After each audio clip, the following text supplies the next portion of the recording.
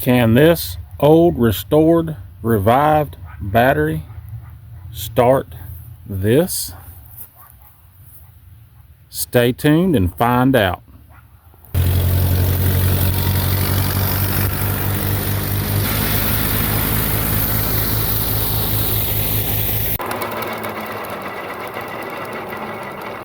Hey everybody, welcome back to L&B Outdoors. I appreciate you stopping by. My name is Lee. We're going to do something a little different today. What we have is a 96 Chevrolet Suburban that we kind of use as our farm truck. And I've been watching on YouTube some of these reviving the batteries, restoring the batteries. Never have to buy a new battery again. So I said, well, crap, I'll give it a shot. And this particular vehicle, this battery came out of this vehicle about 2.5 years ago. It just quit. It wouldn't keep a charge. It wouldn't have enough amperage to crank this vehicle. And you watch all of these, restore batteries. Yeah, they do bring them back up. It looks great. And then they'll plug it up to a light bulb or something. And yeah, it might bring the voltage up. But the question that everybody has, does it have enough amperage to start a vehicle? So today, we're going to see if that happens. So I want y'all to enjoy. I'm going to show you the process of what I did to rejuvenate this battery. And it's a simple process of putting it on 200 amps and running that for 15 minutes and then taking it off, letting it rest for an hour, and then doing that about 4 more times until every one of the cells in here boils, and then put it on a trickle charge for about 24 hours and then see what happens. So I done this battery earlier this week, and you're going to see that in the video coming up next here in a second. And now it has been sitting for 48 hours resting. No trickle charge on it, no nothing. So let me get my voltmeter out. Let me show you what the volts are. Then we're going to put this in here and see what it'll do. Now, as you notice, I can't stand the side post battery. And of course, that's what that is. But I figured this was a good battery and a candidate for this to try. So I kind of just rigged up something for top post. But I'm going to take all this mess off so we can put it back original to the side post. And we're going to see if this battery can cut the mustard.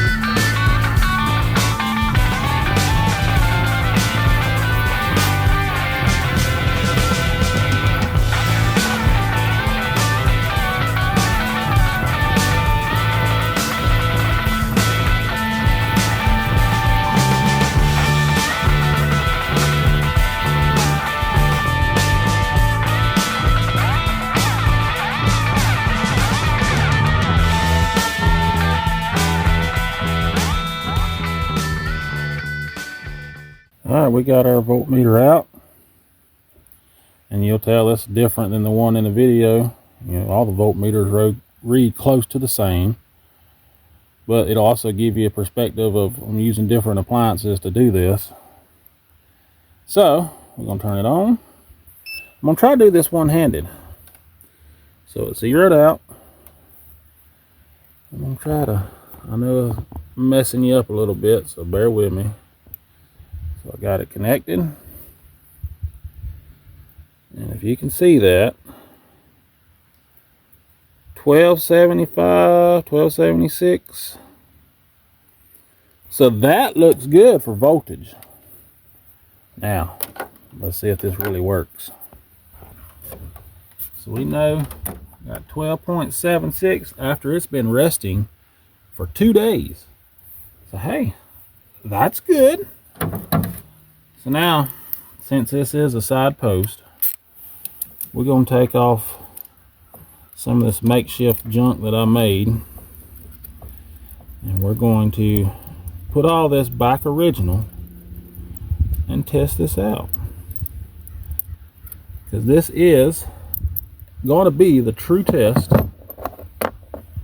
Now, you seen on that video that you just watched of me doing a load test on it there towards the end of all them cycles, and it dropped voltage wise down to what, 8.5, somewhere in there. So, you know, I'm just I'm not too optimistic, but you know, if this works and it holds true for days on end, could you get by with doing this several times before you have to break down and buy a new battery? Because you know, the biggest problem with all that is, if you go around and look at all the equipment that we have, tractors, farm trucks, regular vehicles, you know, you got to include your four-wheelers, three-wheelers, side-by-sides. If you had to go, if all of them just crapped out in one day and you had to go buy all new batteries, I bet, you know, the way battery prices are now, I got $1,500 worth of batteries if I had to buy them all at one time. I ain't about all that, spending all that kind of money. Are y'all? I know I sure ain't. Now, this negative goes on. That's kind of weird too. Alright, let's get this battery set in here. See if I can make these cables stretch that far. I just don't really know if it'll stretch that far. I may have put this on a different ground. That's what I did. I moved grounds. Alright, so I got the ground relocated to where it was originally. We're going to get the battery back in here now. Hopefully for the final time this time. And we're going to get these things set up. Have I told you I don't like side post batteries? I do not like them. They're an aggravation. I'm hoping this starts.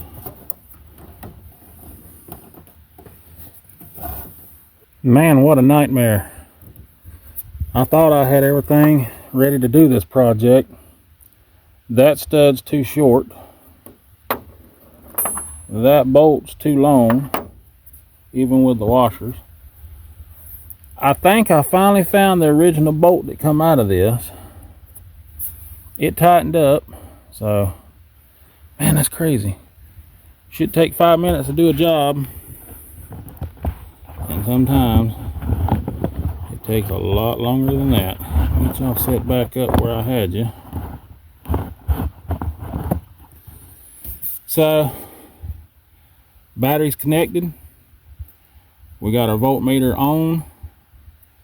Maybe if I pull that out and stick that up there, maybe y'all can see that a little better. Now, go ahead right here, pause it, leave me a comment, drop a like, subscribe.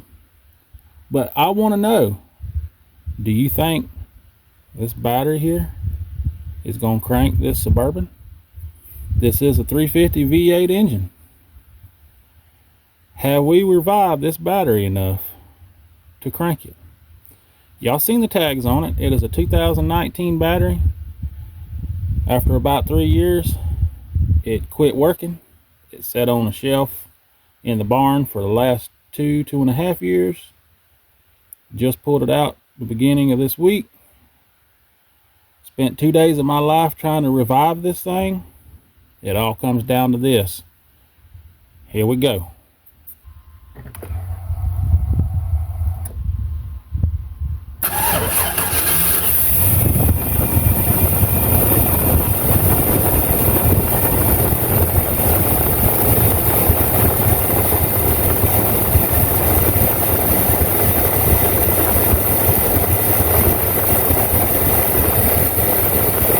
What?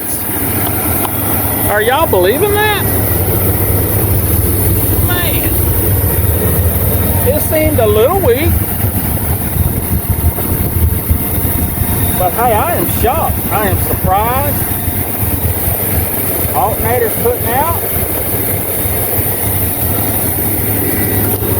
I can't believe it. It actually done it. Now, how long will this last? I don't know. But the good part about this, I can update y'all from time to time, let you know how it's doing.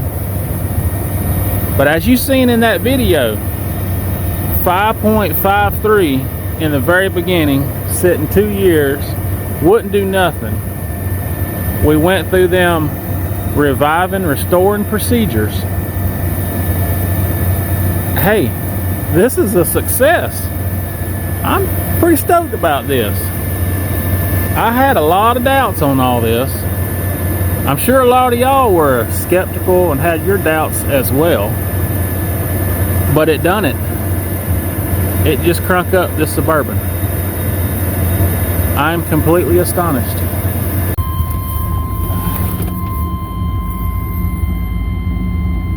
Oil pressure's good. Voltage on here showing around 14 volts charging.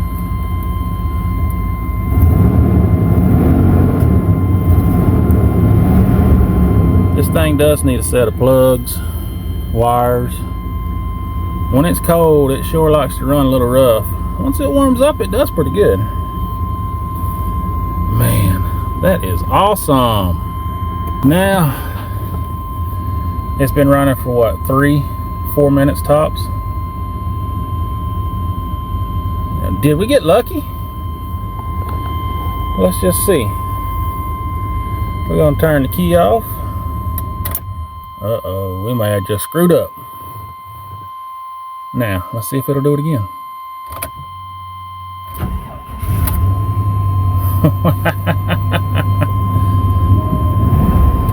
That's awesome.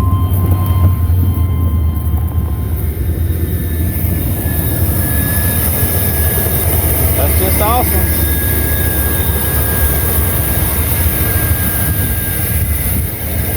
There's your date code.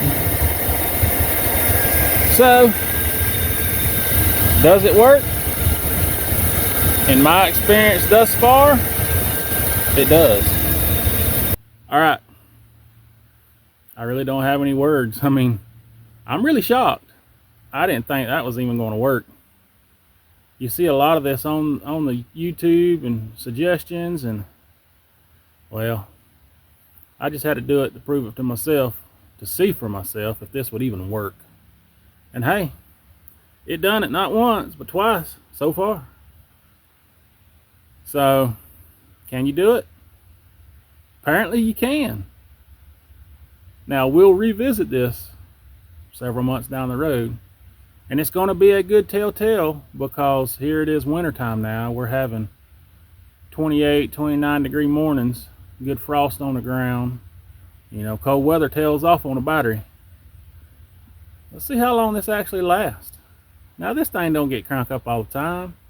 We don't use it every day. So that plays a little bit into it too. or if somebody leaves a light on or something. But I'm going to try to do my due diligence, and I'll keep y'all informed on this. That's pretty cool.